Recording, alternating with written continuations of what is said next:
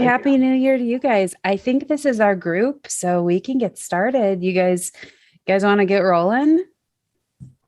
This is our fifth roundtable. This is our fifth nurses roundtable. So welcome everyone. We're just going to jump right in.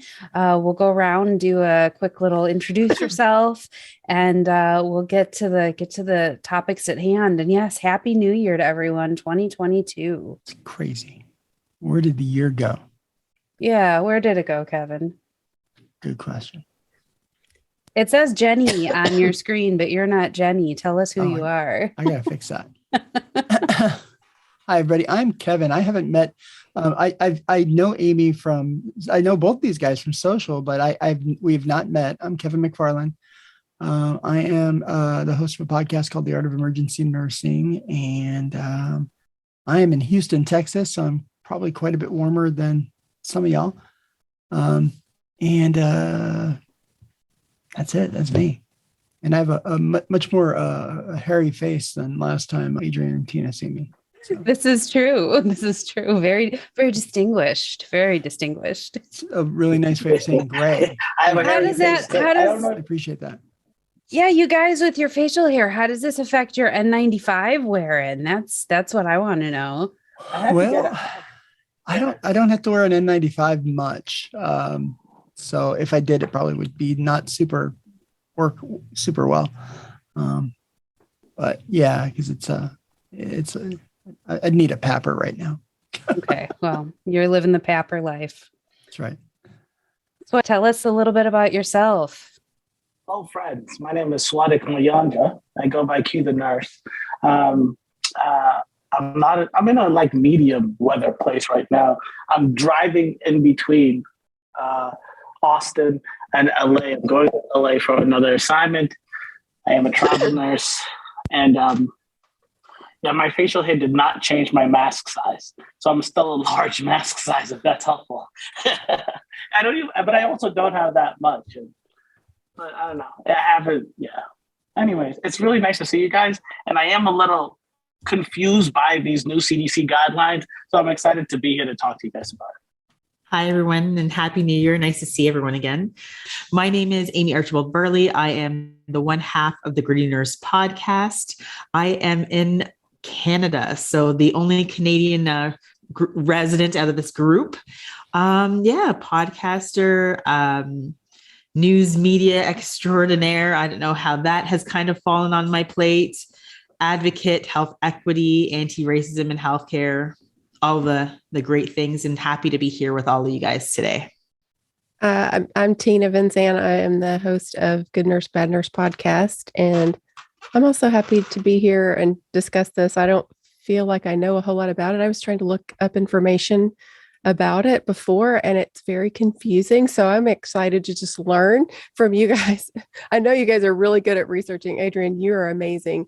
So I want to know what's going on. I was late to the group because I was reading. I was studying, actually. I was trying to understand and dissect it so that I could talk about it. And then I got the message from Q that was the link. And I was like, oh, this is the time when we're supposed to talk about it. We're going to talk about the CDC guidelines, new guidelines that came out on Christmas or right before Christmas, and then the AHA guidelines that came out right around the same time. The CDC guidelines that were basically guidelines outlining somebody else talk about it, because I want somebody else to talk more than me today. The AHA guidelines, they've been out for a while. That probably bothered me more than the CDC guidelines. Really, the CDC guidelines, I was just like, well, what, is it because of research? Is that evidence-based for them? Are they saying, this is what's best? Or are they throwing healthcare workers under the bus like everyone's saying? Or is it kind of like what Adrianne was saying? Is it sort of hyped up? But the American Heart Association guidelines, that's different. That really that bothered me when I read that, because I was like, there's no mistaking what they're saying here. They're saying that if a person is to get what were to go into a rhythm in the room. Something happens to them. You detect a rhythm that is a lethal rhythm for them, and you're obviously going to run in there as fast as you can, as you would anyway. But they're saying to not just not take the couple of seconds it takes to throw on some PPE and protect yourself, to just go straight in and get on the chest and start doing chest compressions. So I think that there are a lot of nurses who probably would do that anyway, just knowing how nurses are. They would just automatically sacrifice themselves and put themselves at risk, because I know that's how nurses are. But for the AHA to come out as a guideline and to say to do that, I think is ridiculous. And I don't understand it. I don't understand how they can say that that's appropriate. But anyway. So one of the things that I think this was in response to was one, if I'm understanding correctly, they did this in response to like low CPR, like a poor outcome success rate or whatever from previous years. And I think it's really unfortunate to judge anything by the last couple of years, because we've had the pandemic. And so we have so many other factors that are making a profound impact on outcomes in general, especially survival rates after CPR. We're seeing more people in respiratory failure, needing resuscitation, having really poor outcomes and prognosis from the get-go. And then to say, well, it's because nurses aren't getting on the chest fast enough. You need to cut your time down. And the only way to do that is to not put your mask on. And the thing is that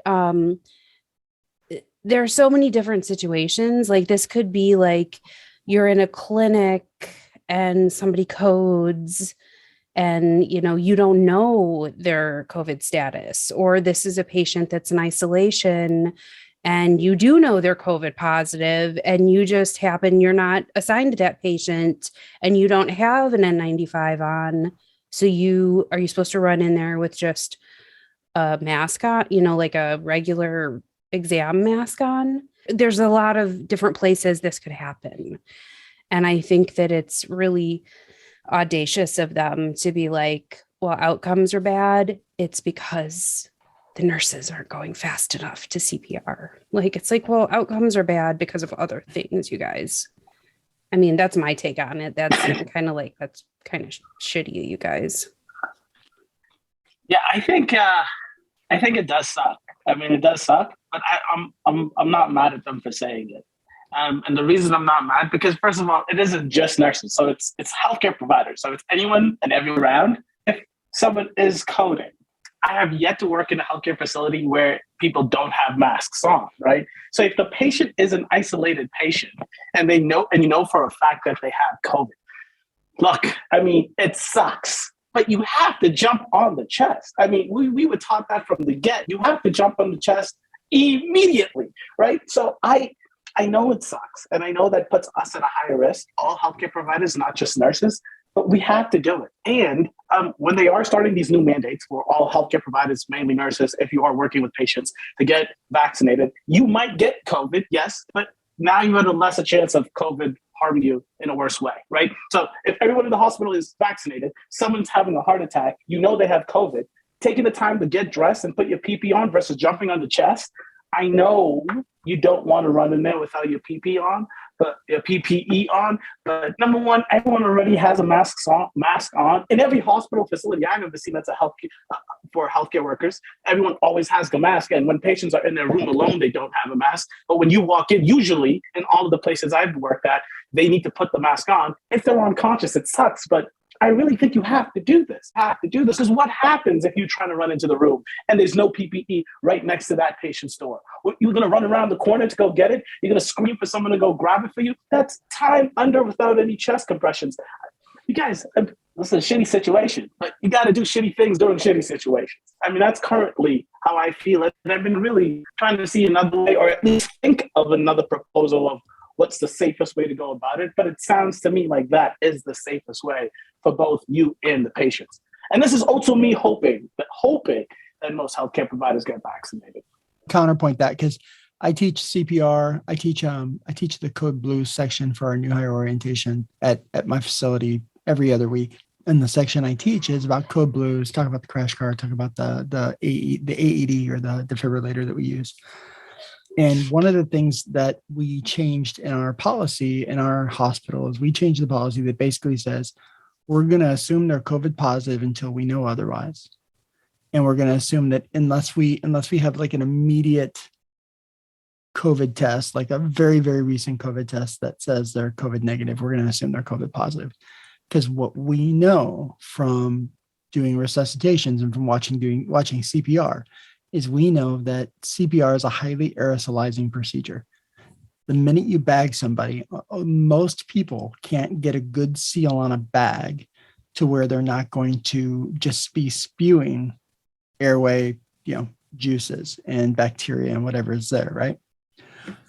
There's no way for that not to happen. Now, the good news is we are now vaccinated, so we're a little bit more protected and we're less likely to get it if we're wearing an N95 respirator. But if we're not, then we're increasing our risk. Now, if you think about it, and what I was trying to look for, and maybe the way Adrianne, the way she researches, she probably has these numbers and I don't. If you think about the survivability of CPR, if we're doing CPR and they are COVID positive, we're making the assumption they're COVID positive. The survivability of CPR for someone who's COVID positive is pretty low. Now, why should I risk my life and risk getting myself sick than getting my family sick for something that's got a low probability for a good outcome anyway? So one of the things I tell people is when we're teaching it now, and we haven't changed the way we teach it yet. I just taught this yesterday when I would say if a patient codes and you're there, you're going to call the Code Blue, you're going to get the crash cart. Our crash cart has PPEs right there on the crash cart ready to go, like real PPEs, N95 respirators, hat, mask, gown, gloves, full battle rattle, right? And you're going to get that stuff on.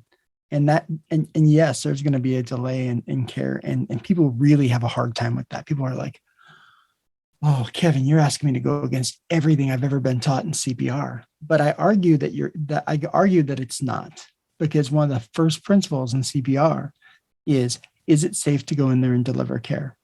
Is it safe to go in and deliver care? Is it safe to deliver care in that environment?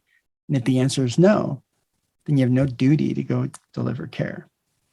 And I would argue that for the likelihood of a good outcome and the risk that it places the providers, I think the risk benefit is pretty low. I was just thinking that, like, I can see kind of both sides, right? Like I was of the school of thought in terms of when I was in nursing school, and then even when I was at the bedside practicing, that the idea was, and we were taught that, patients coding before you run in, you put your PPE on first. It's kind of like the whole airplane concept of, protect yourself first. And then, you put your air mask on first, and then you can go help someone else. But I do see what Q is saying in terms of what's happening in hospital organizations right now. We are already masked. We are already, for the most part, wearing N95s. So if that's the case, most of us are already wearing the PPE to run in and jump on the chest. Really shouldn't be that big of a deal. Again, like, if it was up to me, and let's say we went back into a situation where we weren't wearing masks anymore, I think this is where you have to follow your precautionary principle, and this maybe will change. I think data is changing and evolving literally minute by minute, second by second. There's always something new that's coming out, right? And that's why we're here talking. So who knows, like maybe even 2 years from now, those guidelines again will change and revert to, pre-pandemic states. But again, one of the questions that I had, and maybe Adrianne has the information, and I should have looked this up myself, was, one of the things that we do talk about a lot is, this evidence that said, CPR can be an aerosolizing generating procedure. There's risk to the provider. So what does that risk actually look like now, right? I mean, we've been saying this for a very, very long time, but like, what's the data on the risk to the healthcare provider now? Like, I don't really know what it is. I know that, I've been told that it's pretty much like going into the room with all of their sexual partners. I think that's how our CPR teacher kind of sprung it to us. But like, what is the risk? What are those intervals? Like, what does it actually look like? And I think those are important questions to ask again about evolving healthcare and science. So, I mean, jump in there, Adrianne. What are your thoughts? Well, first of all, I didn't bookmark any of the reading that I did. So that's where the so a couple people have, I think, been bumped out of the chat and they're trying to get back in. I think Q's coming back on. There's Q. Tina's trying to get back in the room, so I'll try to get her back in here. So if I seem distracted, I'm looking at my phone as well. But to answer the question, so I don't have the exact numbers on this. I will try to find some data and leave it in the show notes. But it is true, and I've heard other nurses talk about this, that the survivability of many COVID patients that get to the point of arresting, the survivability is very low. And the amount of aerosol created during CPR is huge. But I do think kind of what Amie's saying, there's like an in-between, there's this gray area where our critical thinking comes in. And now, does that mean that if someone's coding that I'm going to be like, please hold, I have to put on a gown and booties and a mask? No, of course not. I'm, obviously if I need to change my scrubs later, I'll handle it, but I'm at least going to get a mask on. I'm at least going to have goggles on, because I've heard horror stories of like IJs, like shooting blood. And so, in any situation, and of course, you're right. Most of us are in PPE right now. But, if I have an opportunity to be on the unit without an N95, I'm going to put, a couple surgical masks on. I'm doubling up. But so ideally, if somebody codes, I'm hoping that my, friend who's got an N95 on already is going to initiate buying me a few seconds to grab the, I'm carrying one in my pocket. We've got carts everywhere. We've got boxes, we've got buckets of them behind the nurses station. So of course, use your judgment. Don't go looking for like a zip up suit down the hall in a cart that hasn't been restocked. Like don't be stupid about it like that. But also I think don't go to these heroic, don't set yourself on fire, to keep somebody else warm, because then you do go in there, you and two friends run in there to start CPR. And now you've just exposed 3 nurses to COVID. And now you're down 3 nurses on your unit potentially. So I think we need to find that like critical thinking. Here, let's let Tina back in. Yeah, there has to be that middle ground, of course. I think that the guidelines, though, I think the reason I get so irritated when the guidelines are pushed back is that, when you have a guideline that's at this point, the hospital is going to push right to that, the hospitals, organizations, the bosses, the money dealer, the people dealing with the bottom line, they're going to push to that line and maybe even a little past it. So when our governing bodies keep pushing those lines back, it's like our protections get further and further back. You know what I mean? So I just wish they wouldn't put the guidelines so far back, not in our favor, because then it's like we have even less to protect ourselves with. So, and Tina, welcome back to the room. I was just saying, I think there needs to be the mid balance, obviously, don't go out and throw on 58 pairs of 58 pieces of PPE, but get your mask on, grab a friend nearby who has a mask on already, send them in, use common sense and critical thinking when we're trying to balance out what we're doing with those seconds before we run into the room. We don't have to expose the whole unit to provide fast CPR. Well, the thing is, we we don't have to wear N95s if we're not taking care of a COVID patient. So we may very well be just going around the unit with a regular mask. If we have multiple patients and some COVID, some not, and that's how it is, unfortunately. So, if you are in your non-COVID patient's room and you have a regular mask on and your COVID patient starts to code and you run out and you're not, according to the AHA guidelines, you're not supposed to grab your N95. I don't like the fact that because here's the thing. If there is say there's a family member standing there, the family member of that patient, and they are observing everything that's going on and they're going, and you know how it is, something's wrong, he's not breathing, he's not, the monitor showing whatever. And then you take the time just to grab the N95 and put it on before you go in. And if it were me, I think in that situation, I've been in this situation. I've been in this exact situation. I grab my N95 and put it on, and gloves. I'm not going to put a gown on, but I do get my N95 and gloves. Usually it's right there. So I get it if in that situation. But I'm kind of doing it doesn't take very long at all. I'm going in the room as I'm doing it.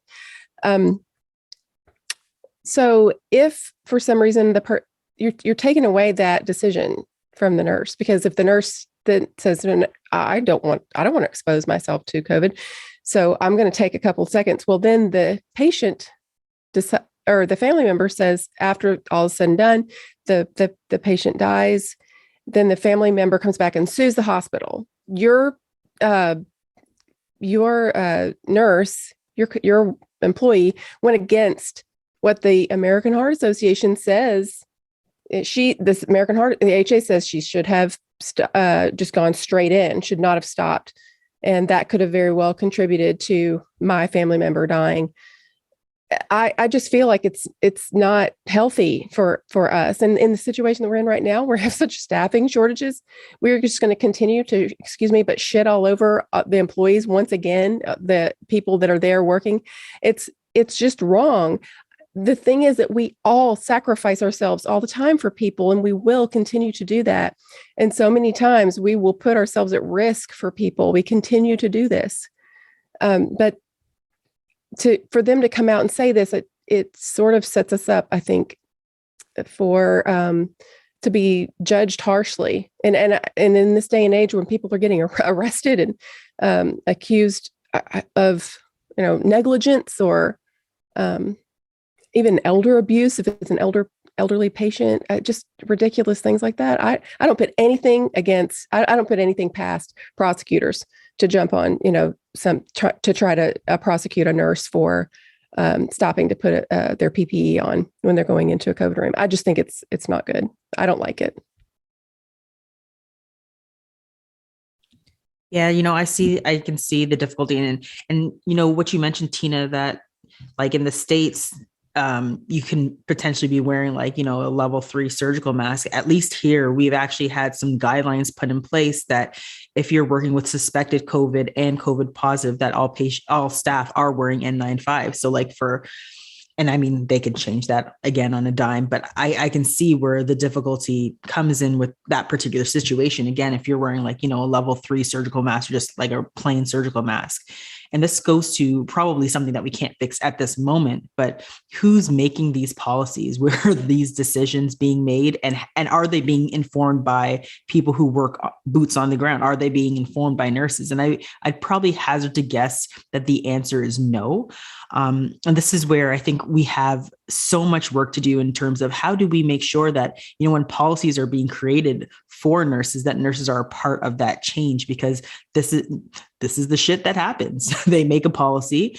It affects the way that we practice, and then we've actually had no input or say in it. So how do we go about changing the way that we do things in terms of that upstream approach? Because right now, you're right. I can see that happening where, let's look at the documentation. Oh, the nurse went and she grabbed an N95. Oh, look, it's against this. Why did she do that? And they're going to pin it on you. I don't know why, but when you think about nursing, you should be thinking that, these are great professions. These are great people. We're not out to harm anybody. But typically when you hear nurses in the media, it is usually something negative. It's negligence. They've done something wrong. It's never this positive spin. So I get what you're saying there too, but it is a very difficult situation. That's why I say, precautionary principle. And I think that's where, maybe that nurse who does say, I'm gowning up, I'm getting, or not even getting up, but I'm getting my N95 to protect myself.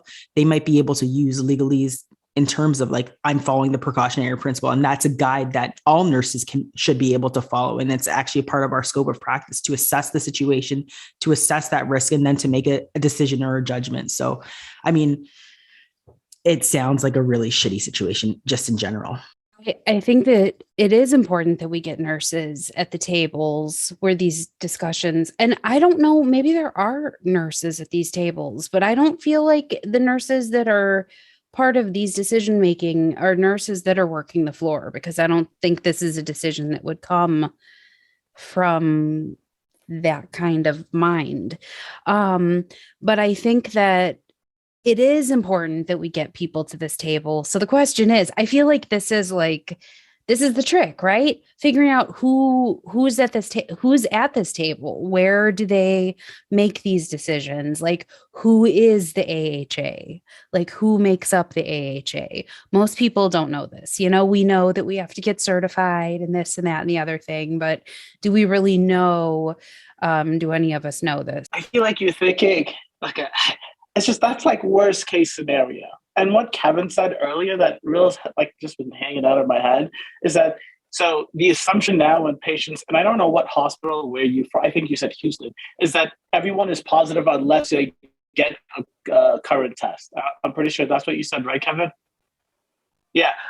So in that case, if the assumption is everyone is positive, right, and everyone comes into the hospital, I get it. If we don't follow this guideline, if we go around, and yes, that, like, if you have the mask right there and the gloves right there, and even when you said that, Tina, because I put gloves on every time I've been in the CPR, and I feel like the guidelines never said that you should or shouldn't put gloves on, but like, if the mask and gloves are right there, the kind of family member that would sue because of that reason, after seeing them do everything and you possibly can to save this patient's life, once your PPE's on, and it just took you 15 seconds to put it on, that sounds like worst case scenario, like horrible situation. But if you're running around the hospital looking for PPE and the assumption is everyone is positive and the person in the room is negative, and then they die from a heart attack or not having chest compressions done as soon as possible, that's where I think the majority of cases are going to be. I don't think the majority of people are we just have to weigh it, right? Or like, what are the chances of us getting COVID and versus us not helping this patient and them die as soon as possible? I really do think, this guideline is for worst case scenarios. You need to get in there if there's no PPE around you. But I don't think it's like, if it's right there, don't touch it until everyone is already doing CPR. Like, that's, most people have comments. I don't know anyone that would report you or take you to court because it took you 20 seconds, 15 seconds, 10 seconds to put your mask on. So if we are arguing the basis of this guideline, the guideline is there, just say, worst case scenario, you don't have a mask near you, go in there. Right? But obviously, if the mask is right there, put it on and get to work, is how I see the guideline. And it does suck whoever is the one sitting at the table making these decisions, but I think that's what they're weighing. Which is going to save more lives? You going in there starting your CPR with a regular mask versus an N95? But what are you going to go get an N95 and the patient have it? Go ahead. But I think the way I look at it, though, is if you think about look at the survivability of CPR, not in a pandemic, is low. If we're doing CPR on somebody, that means they have taken a turn for the worse. They are in trouble and likely not to survive. When you add on top of that COVID, I was just looking for some survivability on COVID, and it was like it was bleak. It really was bleak. And if you think about the survivability, if their heart's not beating, they're dead anyway. Why put yourself at risk when the chances of you getting them back, and I'm playing a little bit of devil's advocate here, Of course. that the chances of you getting them back are pretty low anyway. So then I'm going to put myself at risk of getting COVID for something that's got to likely have a pretty low good outcome. I hate to be this guy, but if they don't have a DNR on them, then it is our responsibility to do anything and everything we can to save this patient's life, no matter the survivability. It's not my place to question survivability. It's my place to save this. It's your place to keep yourself safe. I know. That is a good point. And I think that's what we're arguing here. Do we really think us going in there with a mask on, without a N95 mask on, and just a regular mask, because I'm pretty sure that's like the bare bone in any hospital, that's worse than not going in there? I mean, that's. I think we're gonna just have to disagree here, because I really don't think me going in there with a regular mask on is worse than me waiting for a N95 to go do CPR. But the point is that the AHA should not be establishing this as a precedent. The AHA is putting themselves out there. They're putting it on, like, in writing, in black and white, that this is the standard. And what that does is it opens us up to lawsuits. And I'm telling you, it's not just lawsuits. There are too many, you know, the kind of shows that I do on my podcast. I do these shows. I do these stories. I tell these stories. I look them up. There are too many nurses being charged. And I'm talking about criminal charges for negligence because they didn't follow. And what do? They go back to Lippincott. They go back to guidelines. That's exactly what they go to in court. And they're going, this guideline here says that you're supposed to do this. Did you follow this? So it doesn't matter what your gut tells you. If the AHA, the American Heart Association, the standard that our country goes by across the board, says you should forego all PPE and all PPE, and gloves are PPE. You should forego in the freaking, okay, don't even get, I'm getting upset here. If you are, what's the first thing you're supposed to do? I just did ACLS. If you are out in the field, you're not a healthcare, you're just like out there somewhere. Check to make sure the scene is safe. Scene is safe. Make sure the scene is safe. This is not a safe scene. I'm just saying, protect yourself. And if I could interject, let's say we're not talking about COVID. Let's say now we're talking about a tuberculosis patient. Does that feel any different? Good point. Or it's a good question. It is. It changes because right now we have a context of we have so many what ifs and gray areas in our head because of, well, it's survivable for some. Am I vaccinated? I'm triple vaccinated. I have a good immune system versus not versus we have all of these things that we can create a gray area for. And I totally see what Q is saying. I'm not going to go searching for minutes looking for supplies when I already have a mask on and this person needs to have something circulating blood in their body. And I guess I more so am leaning towards the side of Tina, where it's on paper that the more we start eroding at the things that we're allowed to have to protect ourselves on paper, the further they're able to keep pushing it. It's right now it's this, but what's it going to be when we're a little further? I mean, we're still, quote unquote, early in the year. What happens when the shortage gets, and we're going to talk about that in just a minute. We're going to move along and talk about the CDC guidelines because we've been pretty focused on the AHA guidelines about masking before CPR. But I think we all agree we want to protect our patients, and that includes protecting ourselves so that we can continue to work. So we don't want to unnecessarily expose ourselves. But I think that what a lot of us are thinking of when we're talking about this is we're thinking, we're not gonna stop and spend minutes searching for things. But most of us, when we think the setting of a hospital, we think we have things nearby. We take for granted that now we're at a place where we have supplies again. I don't think any of us would take many minutes to go looking for things. And even if they did, other people are going to respond by that point. Now, God, I now hope question for you guys.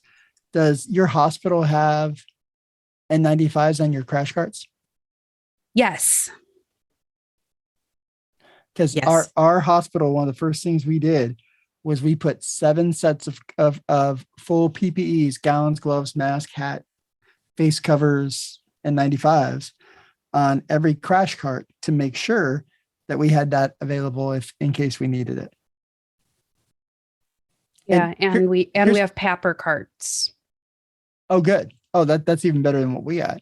Yeah. Now, here's another question for you, and this question I'll pose to each of you. Would you do mouth to mouth? Remember when we used to do mouth to mouth? And when the guidelines change, I wouldn't do mouth to mouth. I would do when the guidelines changed.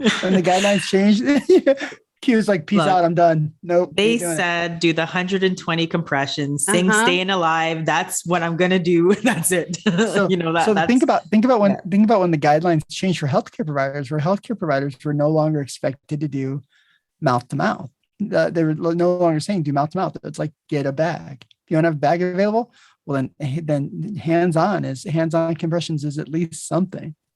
I do in my car. I have a one-way. I have the little container in my glove compartment that you pop open, and it's got a one-way bag mat. Yeah, I keep that in my car with my black gloves that I'll never use. So the first time I ever had to do CPR outside the hospital, I was driving along. I was driving down the street. There's a car accident in the car, and I was sitting there in the car. There's a car accident up front. I couldn't see what was going on, and then I finally decided to go out and check because I see all these people running around outside. So I go out there, and this guy's just dead right there on the ground. I'm like going, huh.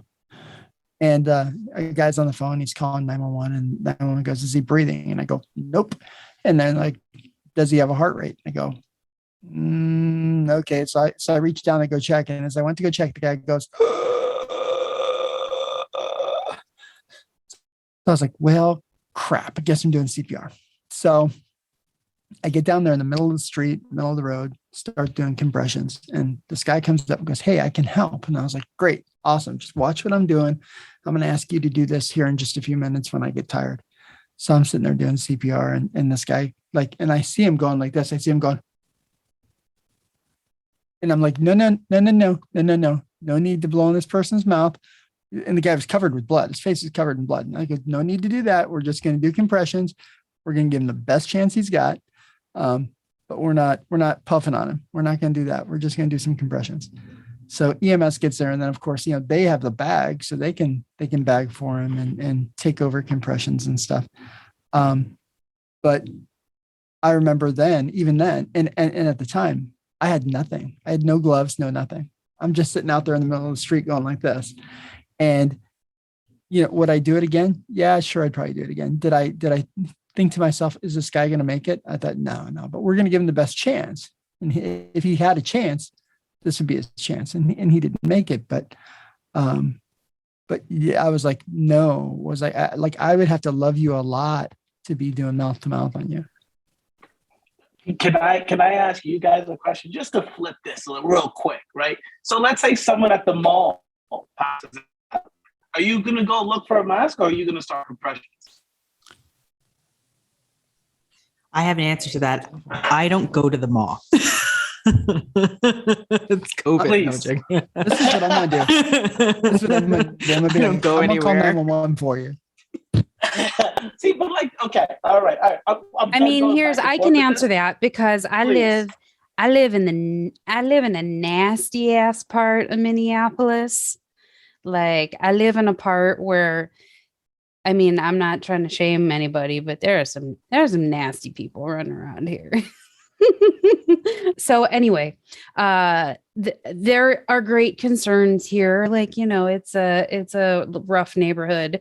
And I've thought about that before. I've thought about, because I've called EMS before in not when it's winter out, but like there have been people that I've seen passed out on the sidewalk out here. Like people have overdosed in the house across the street. Like it's a huge problem. Like fentanyl is an issue over the summer. It's bad.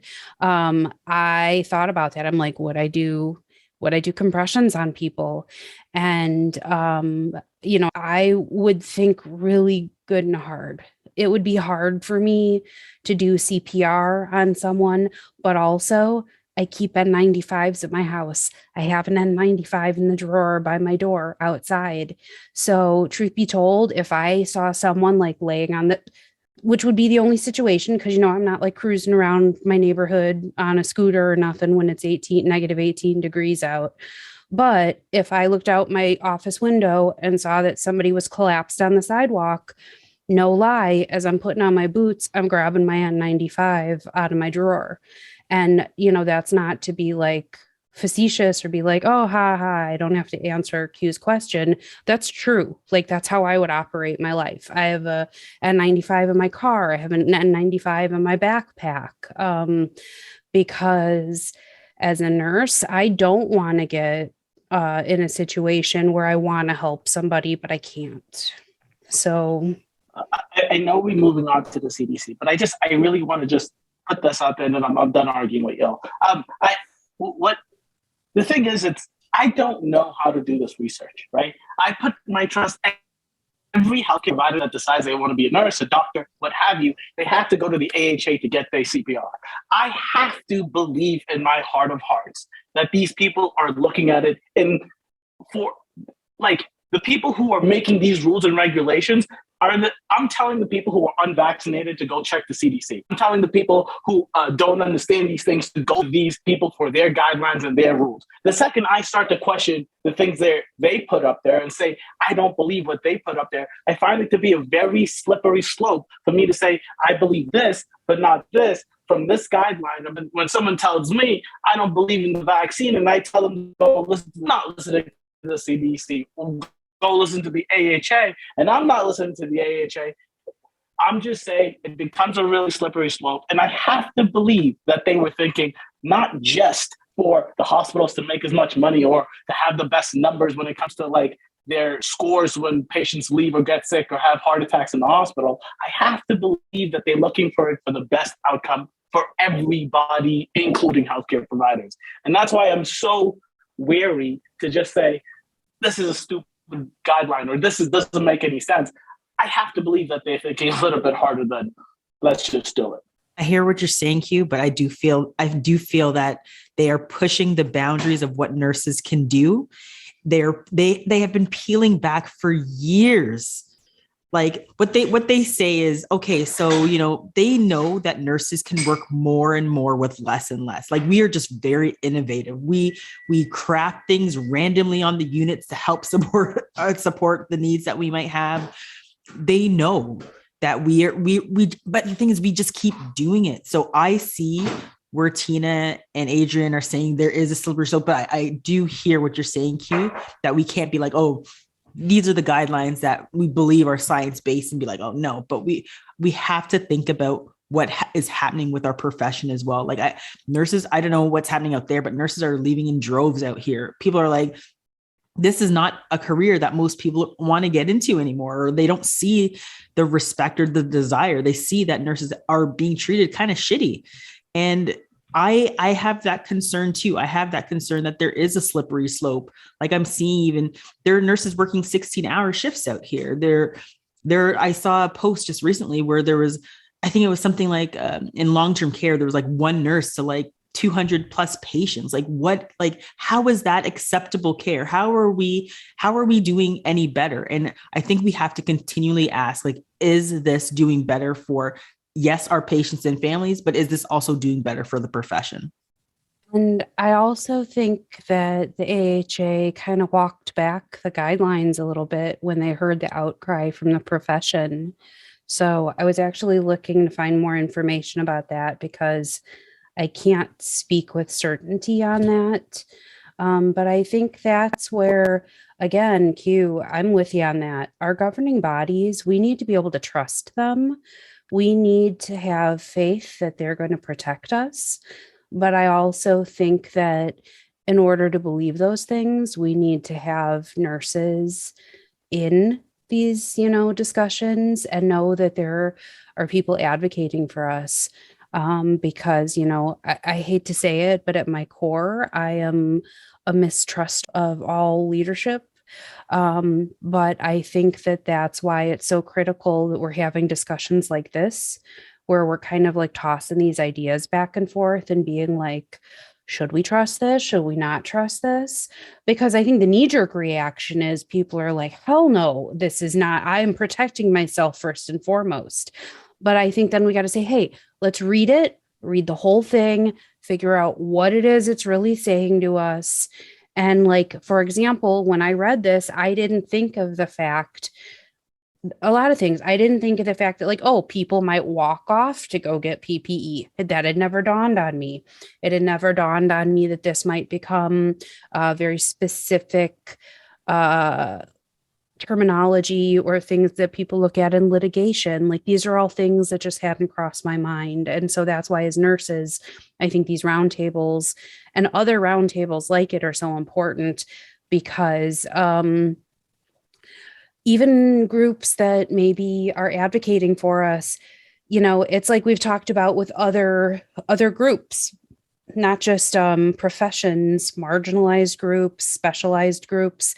It's hard to know what a group needs if you're not a part of that group. And I think that, when we're talking about nurses, it's hard to know what bedside nurses need when you are not working in that profession. When, it's hard to know what that burnout feels like when you've never felt that burnout before. So, yeah, I think that that's all legit. And I think that this has ended up being a full hour. So maybe we can just talk about, if you guys want to stick around a little bit longer, maybe we can just stop this, call this a roundtable, and then talk about the CDC guideline in another recording. What do you guys think? I think that's fine. Okay. Yeah, might prove to be better. Can I add one more fact? Yeah, anything you guys want. There are no rules, guys. One more fact. And I probably sound like the devil's advocate here, and sometimes I like to play the villain, and that's okay. But one of the things that I think is important to remember too is that AHA, like everything else, is a business. Even though they're a nonprofit, they make $111 million. Their total assets, are $111 million. They have a stake in how well CPR is doing and why, what guidelines people are going to follow. That as much as AHA, and I love AHA. Don't get me wrong. I was on a regional advisory for AHA for a really long time. And I really love the people, but it's a business like everything else. And bad CPR outcomes is bad for business. So now, with that said, do I think they're, the evil, person behind the cape? No, I don't think that. But what I do think is, I think that, they're making the assumption that people are vaccinated, they'll be all right. In the past 2 years, do you know how many COVID positive patients I've coded that actually made it? 0.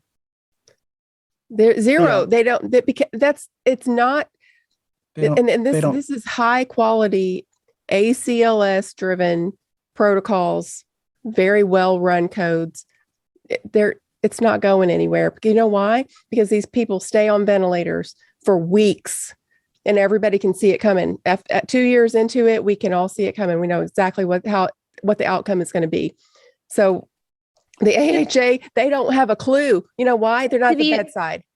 To be fair, you're not wrong there. Not at all. But to be fair, we're not just talking about coding COVID patients. Like this is like talking about people that actually have come in. Maybe they came in for like some weird arrhythmia and we just got them on monitors and they're in observation. They go into like VFib and like shit hits the fan. And before you know it, like we're coding this patient and they don't have COVID, but we don't know that because they were just admitted. So technically we don't know. We haven't ruled them out yet. We don't have their test. You know what I mean? So like there are other situations where maybe we don't know. We don't know if they have COVID. They came into the ED, they dropped, you know, like has anyone else's facilities made changes to their CPR protocol based on COVID? Mm-mm. So I'm a travel nurse, and so there was a facility that I was at that they changed the amount of people that needed to be in the room. Right? They were like, there needs to be like 2 nurses in the room and then 1 at the door to go get stuff. They just changed that situation versus having the writer and like the person who's taking notes and writing down what's happening. They don't need to be in the room. Like that's the kind of changes that they do. Yeah. But nothing crazy to the actual process of ACLS. Gotcha. And Kevin, it's nice. Kevin, it's nice to meet you, brother. No, you too. I'm gonna go look up your stuff, brother. You too, sir. You too. I'm happy to. I appreciate the back and forth. Yeah, me too. Yeah, this is good. I like playing the bad guy sometimes. I'm really not a jerk. I promise. I'm not a jerk that like let them all die. They're fine. I'm not that guy. I love it. I can shut up for a few minutes. I can just back off. All right. Well, let's call this one good. And then we got CDC nonsense to talk about.